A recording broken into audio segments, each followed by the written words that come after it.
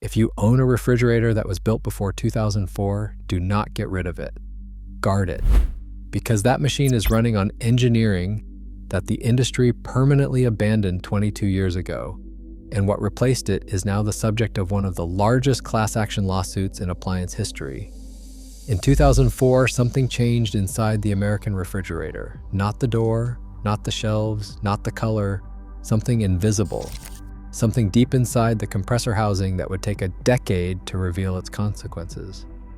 By 2023, those consequences had destroyed 4.8 million refrigerators and triggered a legal settlement against LG Electronics that the company tried to keep as quiet as possible.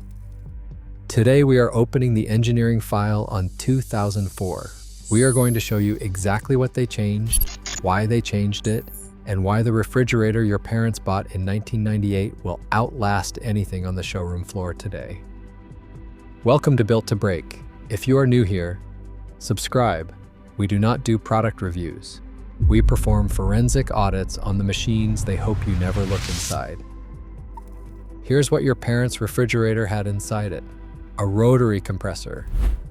This is a simple electric motor that spins a piston in a circular motion inside a sealed housing filled with oil.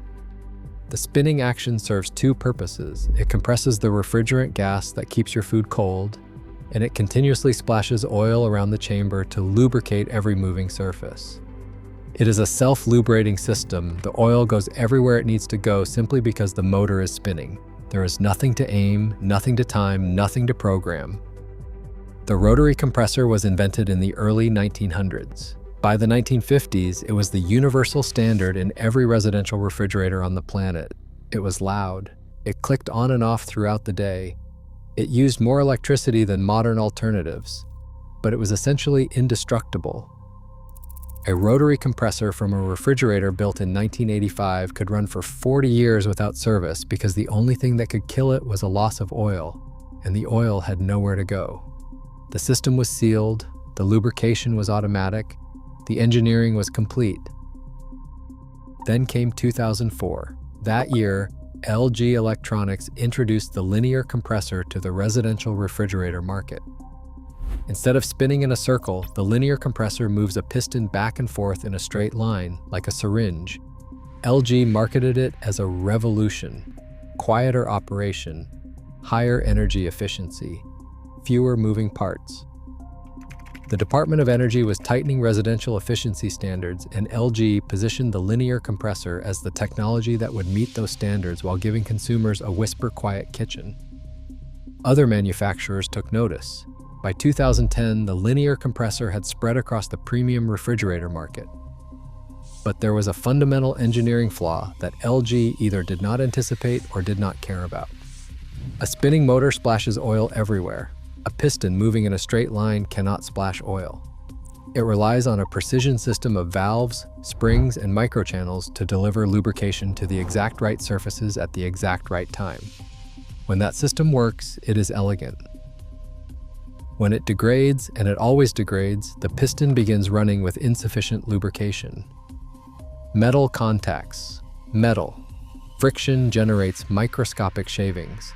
Those shavings enter the sealed refrigerant lines and travel through the entire cooling system like shrapnel moving through a circulatory system. The refrigerator does not just stop cooling, it hemorrhages internally. The shavings clog the capillary tubes, contaminate the condenser, and destroy the evaporator. You cannot simply replace the compressor because the entire system is poisoned with metal debris.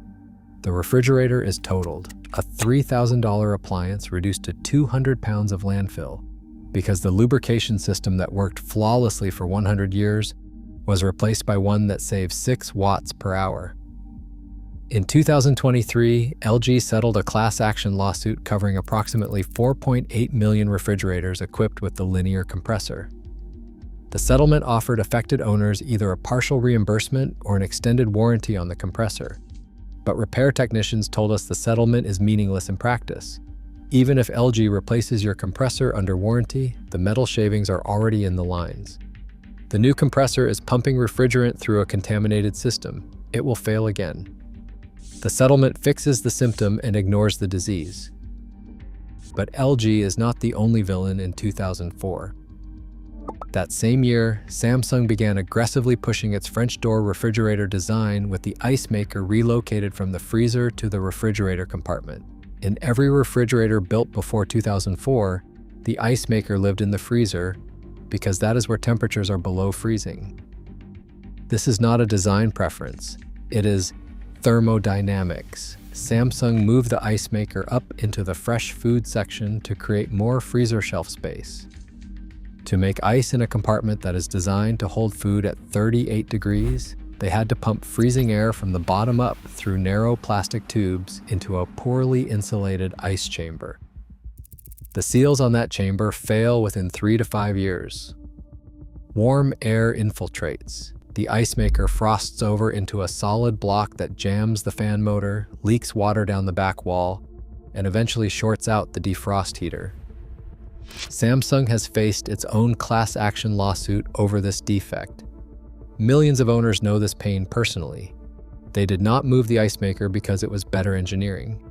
They moved it because it looked better on the showroom floor. 2004 was also the year the industry began installing full electronic control systems in refrigerators. Before that year, most residential refrigerators used a mechanical cold control, a simple thermostat with a metal sensing bulb that expanded and contracted with temperature changes. It was a $5 part that any homeowner could replace in 10 minutes. After 2004, manufacturers began replacing that mechanical thermostat with a digital main control board that manages compressor cycling, defrost timing, fan speed, temperature display, and diagnostic codes. That board costs $300 to $500. It is proprietary to your specific model and production year. And manufacturers routinely discontinue it within 5 to 7 years. The mechanical thermostat had one job and one failure mode. The digital board has 12 jobs and 12 failure modes, and when any one of them fails, the entire refrigerator stops functioning. So what changed in 2004? Everything. The compressor that lubricated itself was replaced by one that destroys itself. The ice maker was moved to a location that fights physics. And the $5 thermostat was replaced by a $500 computer. 3 changes, all in the same year, all driven by the same forces. Energy regulations that demanded higher efficiency numbers, marketing departments that demanded sleeker designs, and corporate boards that realized a refrigerator lasting 30 years is a terrible business model. So what do?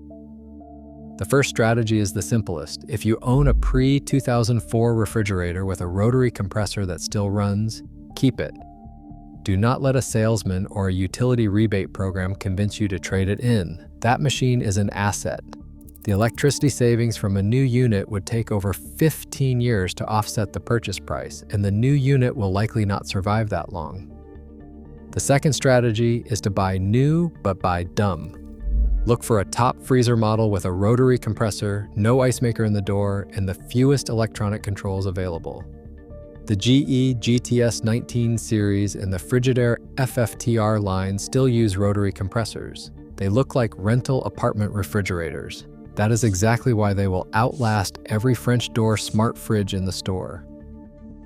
The third strategy is to buy commercial.